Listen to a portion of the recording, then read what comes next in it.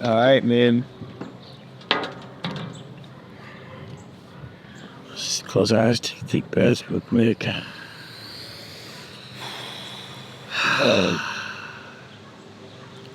What's up, y'all?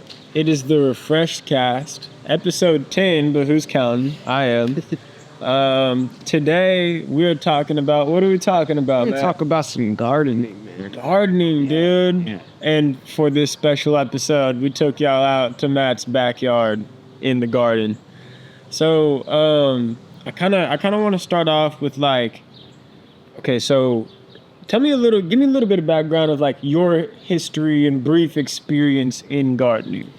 Yeah, so a couple of years ago, I was working for a couple that owned a therapy place, and I was doing my detox work there.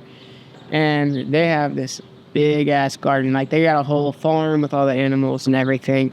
And so I had the opportunity to start working out there. And that's really where I started to learn how to garden, was working there. And I'd gone into herbal medicine before that and growing my own herbs, but when I really learned how to do the gardening was when I was working there with them and helping her out. And I just fell in love with it. It's just, there's something so primal about it, you know? We are designed and made to work the land, obviously, you know? Yeah.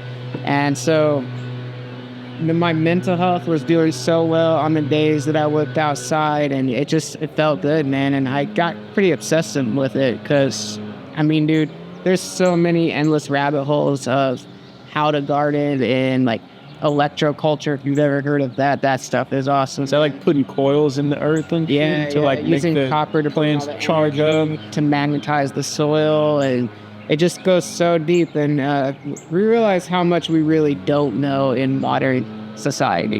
Is it and that's fire, the whole aspect of drug addicts, what do they love? Copper. Meth, copper, right? And you can literally take that energy, all that copper, you can either use it for meth or for gardening. Make sure the mic is plugged in. I don't know what you keep. Okay, we're just facts though. Okay, so tell me a little bit about how does starting a garden from scratch teach you about the phases of life? Yeah, man. Well, when you start a garden first, there's a lot that you don't know. There's a lot of unknown territory. You don't know what all the plants need. You don't know how to space them. You don't know what plants go with what plants. You don't know how big they're going to get, how much water they need. You just don't know how to take care of them. And so just like with your own personal development or building a business, you don't know until you know. So you're kind of just stepping into it and you learn as you go. And whenever something goes wrong in the gardening practice, you take note of that and you know for the future. And it's the same way with personal development and building your business. You're going to fail along the way, and those failures are actually the opportunities to learn so that you can become better in the future. And so I think it's a perfect metaphor for any type of personal development or building a business. And it's accepting the unknown and doing it anyways and learning from your mistakes. Yeah, it's that trial by fire or experimentation, because in gardening you can't be afraid to experiment. Well, what if it goes wrong? Well, it's going to. You're going to get unexpected curveballs and vines, right? Vines being the perfect metaphor for some shit that you just didn't see coming. 100%, dude. Or squash bugs. Those things will just kill all your shit. Yeah, I've heard a lot about these nasty squash bugs, man. You're probably running into this year if you're growing squash, man. Yeah, and if you're out there fighting the good fight against those squash bugs, I just want to let you know that you can win, because that's something that I haven't heard from anybody. Everyone's telling me you're fucked. But for my squash warriors out there, bro, I just want you to know it is possible. I think that, and this is actually another good metaphor, the best way to get a squash bugs is to have all of the plants that squash love and that the pests hate, and you surround it with their bros, you surround it with the fam, and that's the only way to really protect it. But I haven't had any luck with it so far. Yeah, it's definitely a community effort. Yes, that's really interesting how there's companion planting, and there's I want to jump too far ahead, but like, I mean, it's so cool that planting a certain plant will bring about a certain ecosystem. Certain bugs will come through that could help or hurt the plant right next to it. You know? Oh, we're getting into it. Like, talk to me about like the patience aspect of gardening. What's been your experience with patience and impatience when it comes to gardening? Well, with gardening, the whole thing is it's an act of patience. There is no such thing as instant gratification when it comes to gardening. You plant a seed, it takes a while for it to sprout, then it takes quite a long time for it to be prepared to be actually transplanted and put into the ground. And then you're waiting months until it starts to flower and bear fruit. Or if you're actually building, like I'm working on a native food forest out in the front yard, and that's years in the making. You know, like I'm starting this thing, but I'm not really going to see the fruits of my labor for years down the road. And I think that's something that we forget in our modern day society is we have this idea of like instant rice, everything right away, you know, the microwave society, fast food society, and there is no instant gratification. Everything worth doing is going to require time and consistency and sticking with it. And then you reap the benefits of that. Like if you start growing a fruit tree, you don't actually get fruit from that tree for like 3, 4, 5 years sometimes. So you're planting for the future. You're not planting for right now. And I think that's why so many people have a hard time succeeding in business or personal development, because it's not overnight. It's a consistent practice that takes a long time. Dude, I was meditating on delayed gratification today, and something hit me like, bro, you still get gratification. You know, like you do get gratification. That's something that like, you know, people think, oh, delayed gratification. It's like, no, you get the fucking gratification, and it's huge and it's massive. And that's why, you know, they hate the first word, they love the second word, right? Like I don't want to put it like, it's so hard to toil in the fields. Same with like a music career, right? But like you're toiling in the fields like for a reward that may or may not come depending on the way that you applied your skill, right? Totally. But dude, for those like that are chasing the delayed gratification or putting the temporary pleasures off to reach that, like it hit me like a ton of bricks today. You do get that gratification, and it's massive when it does happen. And you really get some instant gratification out of it too. I mean, the gratification I get from working in the garden on a daily basis and then coming out here and looking at it, like that's gratifying. That feels good. And you know, I was kind of thinking about it as I try to grow my social media platforms, like you're just working and working and working, and there's no fruit from that for quite some time. Anyone who grows on social media will tell you it's like, it looks like they're successful, but it took 3, 4, 5 years of not being successful to get that.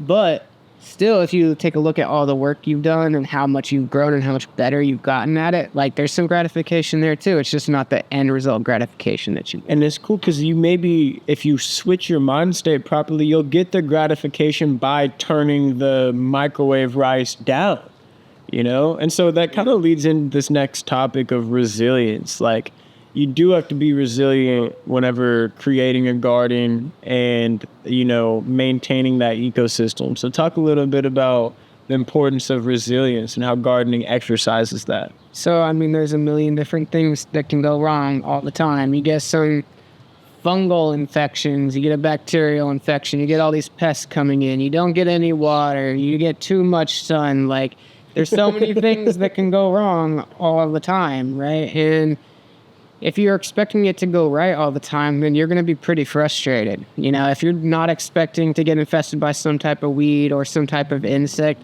then yeah, that's going to be really frustrating. And I think that it's the same thing in business or personal development. Bad habits are going to resurface, right? Negative thinking patterns are going to surface. Things are going to go wrong in business. You're going to get sued. You know, negative things are going to happen.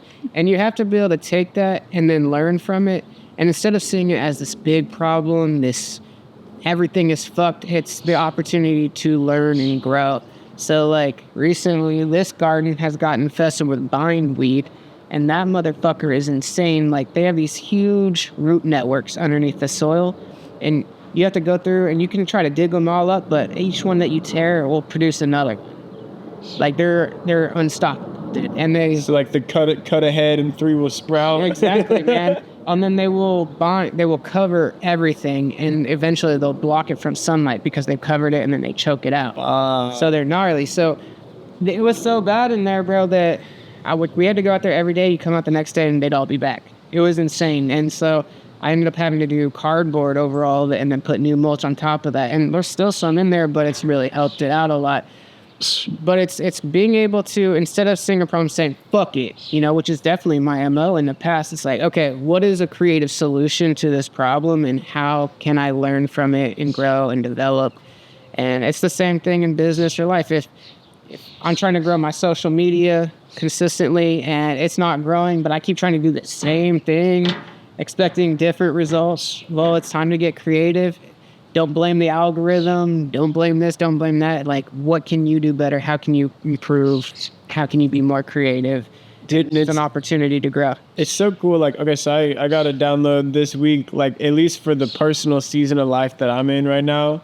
I've told myself, if you say fuck it before doing it, don't do it. Because it's in that energy of, like, sometimes there might be a season of life, you're like, you know what? Fuck it. Let's do it, right? But I've caught myself the last 10 times I've said fuck it and then have done something. It's been something that I have not properly thought out. Like, that fuck it energy has been a bindweed in my life, for quite some time, where it's like, like that, how can I think of a creative solution to this? And so, yeah, if you're watching this, bro, just remember that lawsuit ain't nothing but a fungal infection, bro.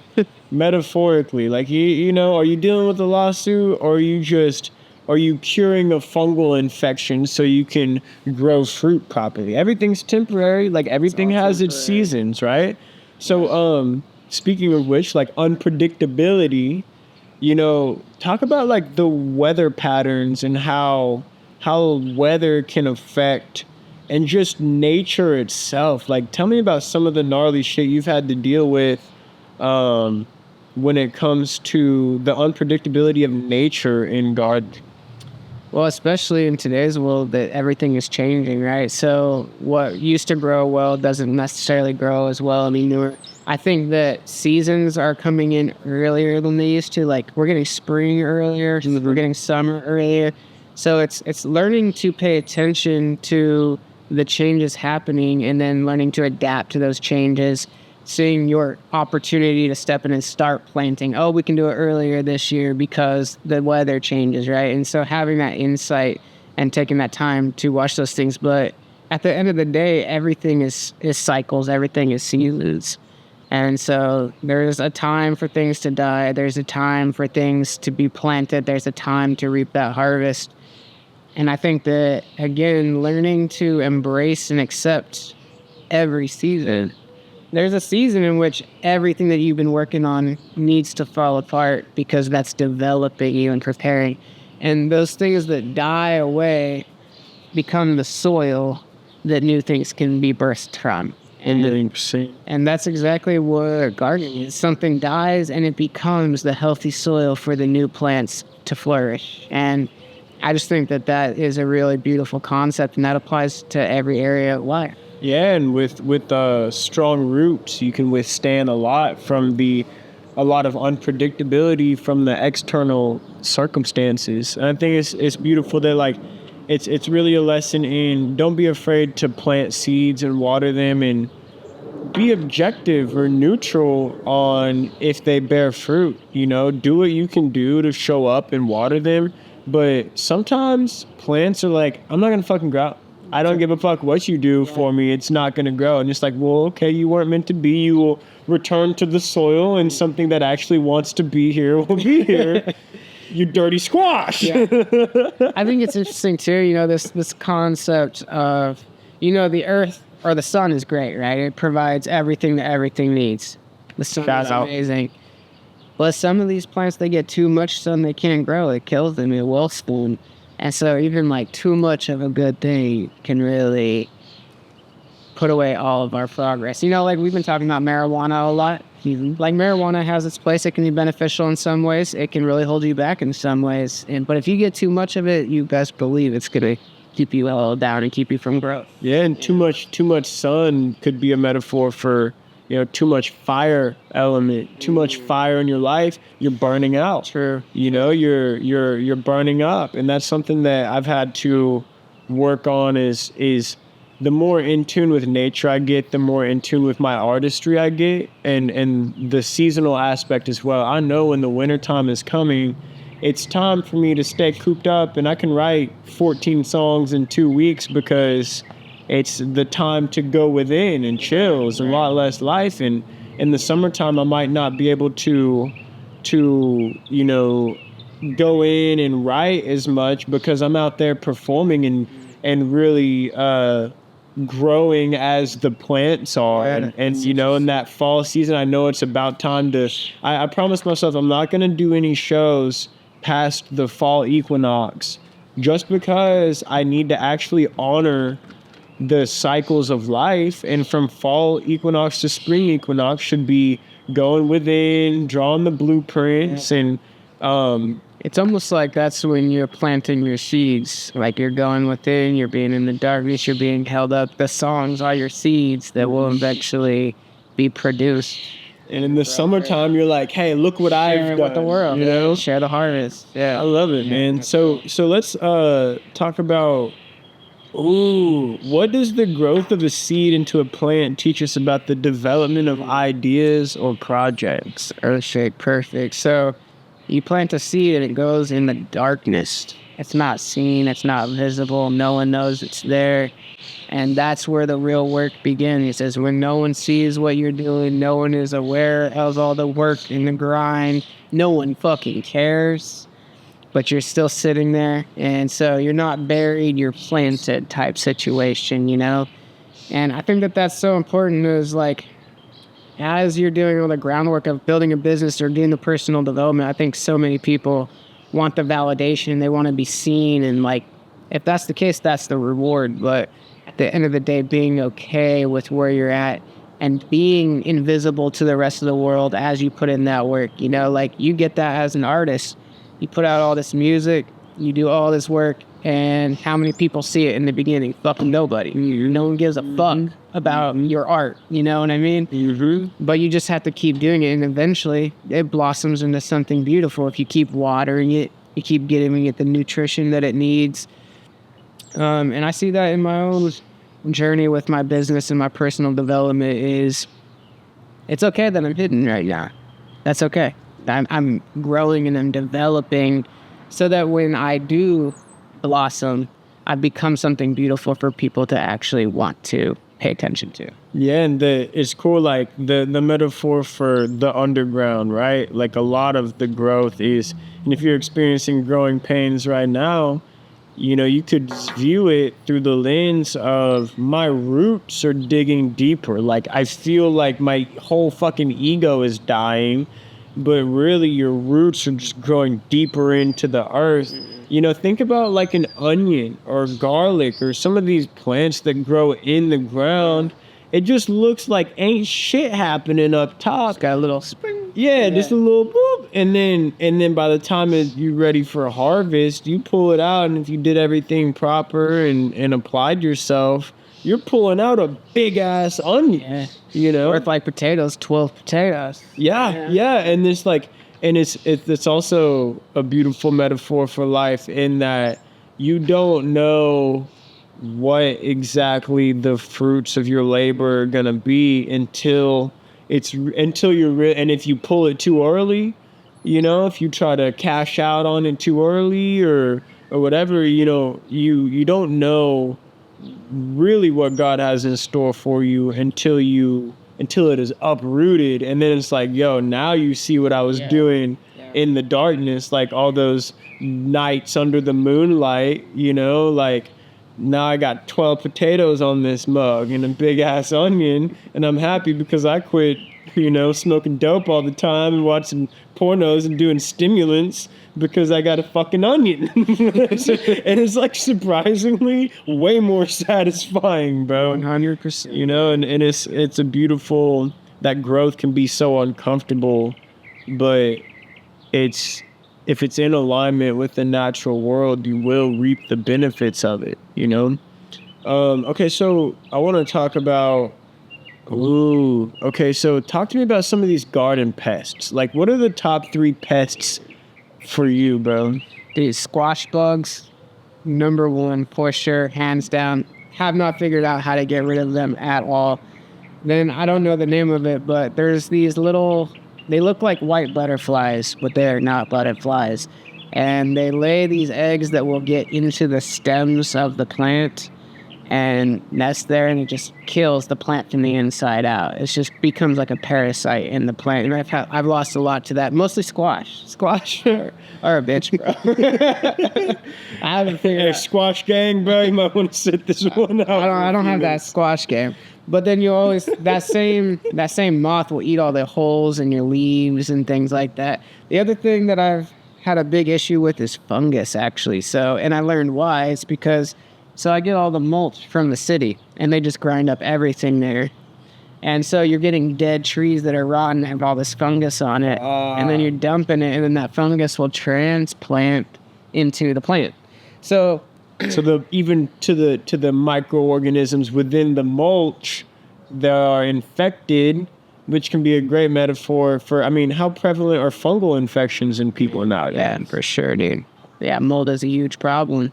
And just this idea of like whatever you surround yourself with is going to get on you. So if you're surrounding yourself with people that are not pursuing personal development, that are not trying to grow, that are just like fucking off and smoking weed and watching TV, and they're just living that NPC lifestyle, if you're hanging around with that, that's going to get on you. Just like the fungal infection is going to get on you. Especially, like, what plant does the fungus get on? The weakened one. The one that's weak. Right? The strong plants don't get affected by it, but the weak ones do. So I think even being more aware of when you're in a weakened state, surrounding yourself with people that are going to uplift you and pull you up, and that are doing the damn thing and doing what you want and having that level of success, or at least on that road with you, you know what I'm saying? So that when you're in a weak state, you get pulled up rather than get bogged down. That's huge, bro. And it's also a testament to the word austerity is coming into my head, but like you have to be vigilant and diligent. Like, you have to pull those fucking weeds every day. And that's a great metaphor for life whenever it comes to, you have to, if you're not applying yourself to actively pull out and get rid of what doesn't need to be there, you ultimately, these vines, if left unattended, can end up twisting your fruit, and then all of a sudden you have a poor harvest simply because of what you weren't willing to pay attention to. Totally. Like, that's actually something that I was outside working in the garden, dealing with the bindweeds before I came up with my solution for that. Weeds, dude. And I was like, man, I have to show up every single day to pull these guys out, or they will take over my whole garden, choke everything out, and I will not have any fruit. I won't bear anything. And I was actually thinking at that time, so when I had the idea for this podcast, is like, it's the same thing with the bad habits, the negative thinking patterns. It's like, you change your life, you're doing all these things, you made all these productive changes to your diet, your lifestyle, getting off of the drugs, the porn, whatever. But then you watch that porn that one time, or actually, scratch that. You just see that girl with the big old titties on Instagram, and you click it. And you watch that stuff, and then the next thing you know, there's a little bindweed, then a little bindweed. Exactly, grass, and it just, and then you end up watching porn, and it takes over more, and then you're not even having sex with your girl because you'd rather watch porn, and then you're picking up the marijuana, you're picking up the alcohol, so now you're bringing other types of weeds with the weed problem, and eventually you're not able to bear any fruit because you've been completely taken over by your old bad habits, your life perspectives, belief systems, and all the above. And so just like you got to show up in the garden on a daily basis, you got to be resilient in that. It's the same with pulling out the negative patterns and being aware of when you're sinking into old habits that you know will drag you down. And that really is that reminds me of the old phrase, nip it in the bud. Yeah. You know, like pull it out immediately. Don't be afraid to, because you don't know what's growing underneath. You don't know what's plotting. You don't know what could take over. You know, like beautiful gardens left unattended can become disastrous. Totally. You know? Totally. It's interesting too, you think about like with the bindweeds, you dig up at all the roots and you try to tear all those up, then 3 more come up. And I just thinking about that in business too, when you're trying to grow and develop a business and you're trying to take out all the things that aren't working, but then you get 3 more problems. You try to take care of those problems, then you end up with 6 more problems. So it's just like, that is another reason for the level of resilience that is necessary in gardening or growing your business or personal development is as you take care of one problem, you'll see that there's 2 more problems that need to be dealt with. Mm-hmm. And then there's 4 more problems that need to be dealt with. And that's just part of it. Like that is part of the productive cycle is to see what needs to be removed as well. Yeah. And I like you have to get up every day, and it might help to frame it with the mindset of, okay, I'm going to get up today and pull some weeds, inner and outer, and kind of understanding that so it's not like a surprise. I got to pull some weeds today. It's like, yeah, motherfucker, you had to pull some weeds yesterday. You're going to pull some weeds tomorrow, too. Yeah. You know, so like allowing that metaphor to be applied in your life of like, what if you wake up in the morning like, okay, what weeds do I need to pull out so I make sure they don't sprout? Like today, the weird weed of like anger, frustration pulled up, and I didn't pull it out quick enough to where it didn't reach my wife's, right? And that's then I became the goddamn fungus. You know what I'm saying? So like I love that. I'm definitely gonna apply that of like, what can I do today to maintain my mental garden, my physical garden? What needs to be taken out and what needs to be added? Maybe I do need some extra water and sunlight today. Totally. And I think that's where meditation comes in, because when you sit in meditation, what's in there is going to surface. So you're going to know what needs to be taken care of, what weeds need to be pulled out. I think that for me, meditation always, whatever I'm like wrestling with internally, it surfaces every time I meditate. Like now all of a sudden I want to address it because I've decided to meditate. You know what I mean? Yeah. But it just will. To me, that's how you see what's hidden below, because it will surface through that meditation experience. Yeah, and don't be afraid to view that wound, because that wound is a gift, and you can't fully access that gift without the total awareness of your wound and the exploration of it. And it can be, whenever you're,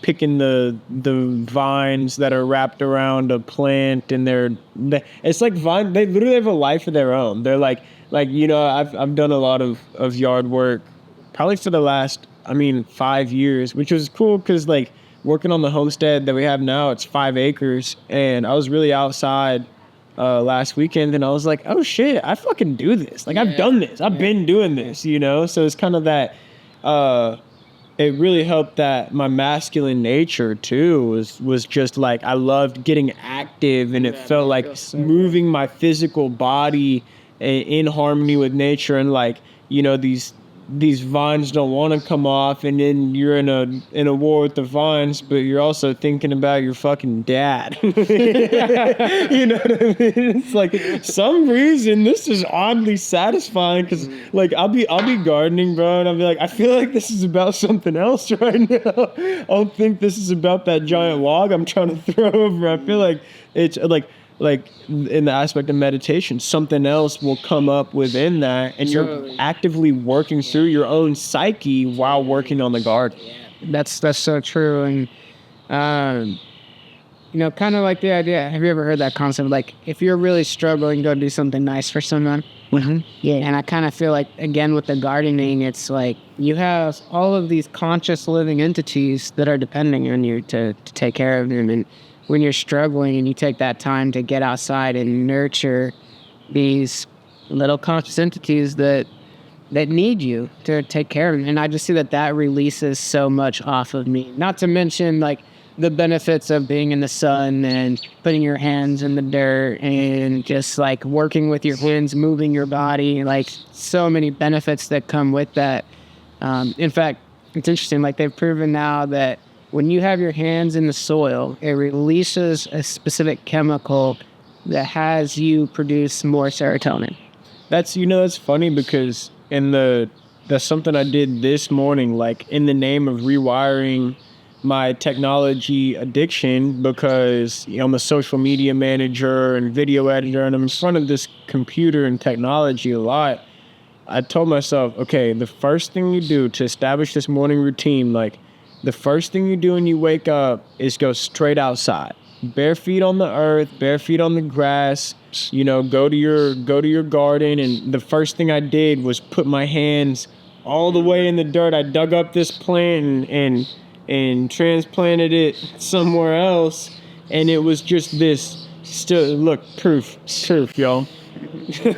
Like it was this primal feeling that I felt was so necessary to my morning and my day, and it had such a positive impact of like that initial wake up anxiety, or I'll wake up with, usually it'll be it's a range of things, but I'll either wake up in the depletion state of like, man, I don't want, like, you gotta kind of get that momentum rolling, or I'll wake up on 10 with anxiety and really like hyperactive, ready to fucking send it because I'm completely ungrounded. Yeah. And so like, no matter where you are on that spectrum, like the physical grounding element, grounding into the earth, getting your hands in the dirt, not being afraid to get dirty. I was a suburbanite growing up. I was taught not to get dirty. Right. Mariah grew up in the mountains of Minnesota in the woods,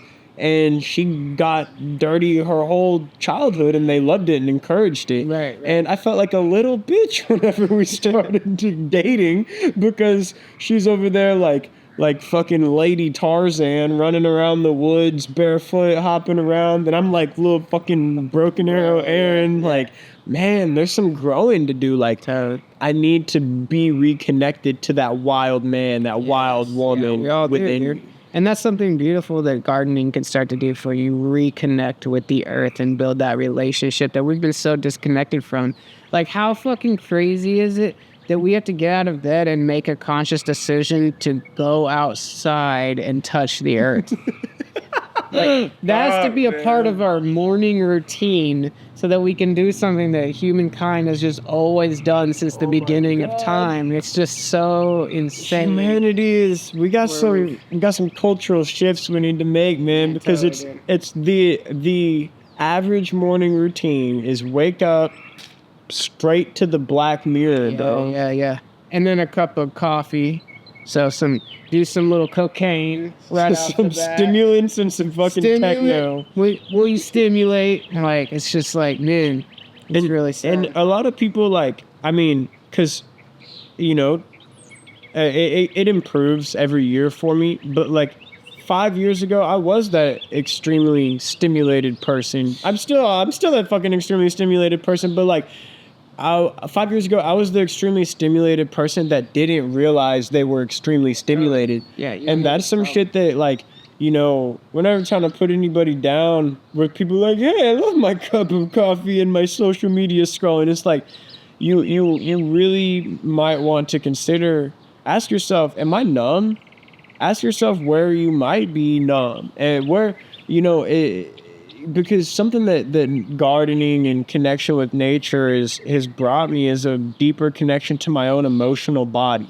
Whereas whenever I go straight to the stimulants and the stimuli, the infinite scrolling and the espresso is like I have a hard time feeling, I have a hard time connecting, and I think I do it because I don't want to feel, don't want to connect. Totally, bro. That's why everybody does what they do.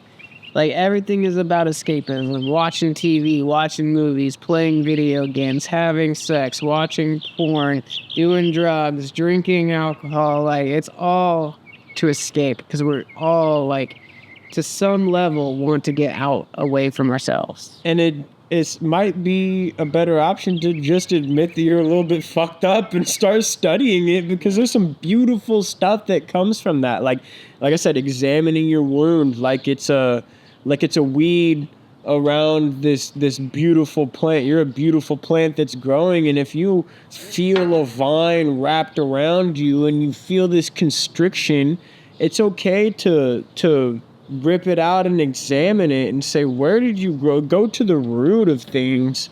And it might not be overnight that you bear fruit, but It definitely won't be. you will feel the freedom, and you will notice the difference between, okay, this is what it feels like when there's fungus in me, and this is what it feels like when there's not. This is what it feels like when I'm constricted by the weeds of thought, and this is what it feels like to be free from that. So we really want to encourage people. That's what this whole episode is about, is like getting people, we want to get people back outside and encourage them to connect to themselves through nature.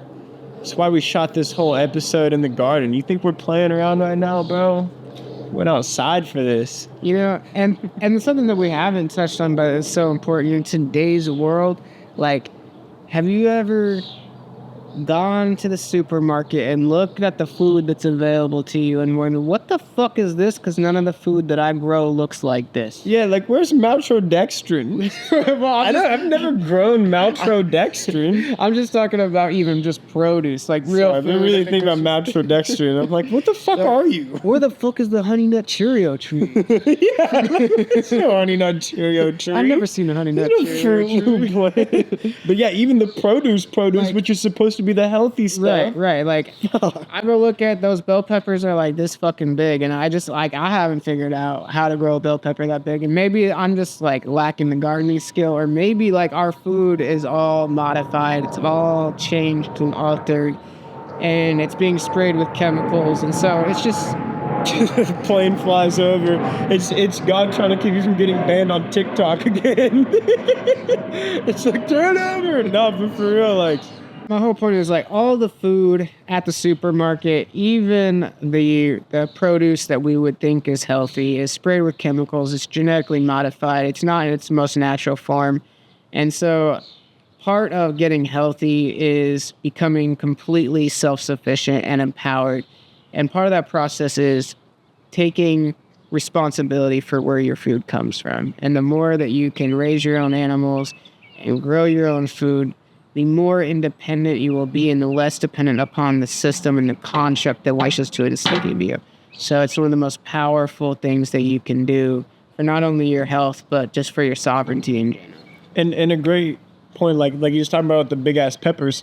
It's not always sexy. It might not be as sexy, right? So like a big ass Walmart pepper that just looks like Bill Gates just jizzed all over it, dude.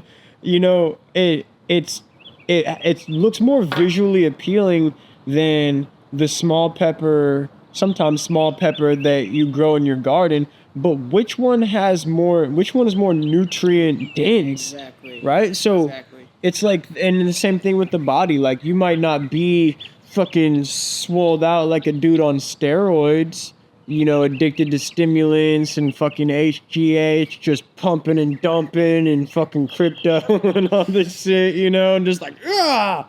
But like, if you're taking care of you and you're eating right and living right and you're connected to your spirit, your fruits will be more nutrient dense. Your manifestations, you might not make $10 million on a trade or on a deal, but shit, you made more money than you've ever made in a month, and that feels great because it's relative to you, and what you're gonna reinvest with that money is so much more potent and meaningful than people pumping and dumping millions of dollars into imaginary currencies. What's also interesting about like the food industry now is like if there's any imperfections, they get rid of it. They throw it away, right? So they can't even have food on the shelf that doesn't look perfect. And isn't that just exactly how our society is? Like it's all about the physical appearance. It doesn't matter that there's no depth or nutrition within the product. All that matters is that it looks appealing. It doesn't matter that it doesn't actually serve you. It just looks appealing. And like the biggest thing for me is when I started growing my own fruit, like peaches and apples, they never look like anything that comes from the store. They don't ever taste like anything that comes from the store. I don't even know what that shit is, bro. And they certainly do not ever look perfect. And they always got blemishes on it. And like that's because they're living real fruit lives out here rather than being created in a laboratory. And a major thing with that is like with those grocery store foods, bro, any imperfection, like, because if it starts to rot, it's fucking bad. You know, it's such a perfect metaphor, the amount of chemicals that they use and preservatives and stuff that they use to appear like it's beautiful, but the inside is empty. It's rotten. It's not nutritious. It's not good for you at all. So I have so much compassion for especially women nowadays who are, you know, they feel like they're competing with the pornography industry, or they're competing with the commercials, movies, commercials, OnlyFans girls, like these poor women that are, you know, incentivized to prostitute themselves because of a lack of resources. If they had enough money, you think they'd be rubbing their pussy on camera? Probably not. Right? And so they're force-fed this plastic lifestyle from the age of 1 or 0 with baby formula food, and it's all fake. So, you know, ask yourself what's fake and what's real. It might be, I'd rather be the pretty backyard piece that's kind of like, that's how I feel sometimes. It's like a nutrient dense kind of fucked up peach that's like, hey man, I know I got value, you know. And it's like you see the people so focused on the external look and perception of things. The people with the connection to God and nature and spirit, it's like, bro, I can tell you're empty inside because I can tell there's no substance to you because I've looked at my wounds and I've done this hard work and continue to face my pain every fucking day, even though I don't want to, but I have no other option. You show up to work your garden on a regular basis. Work your garden every day, inner and outer, and we'll be on the way. Refresh Cast episode 10, dog.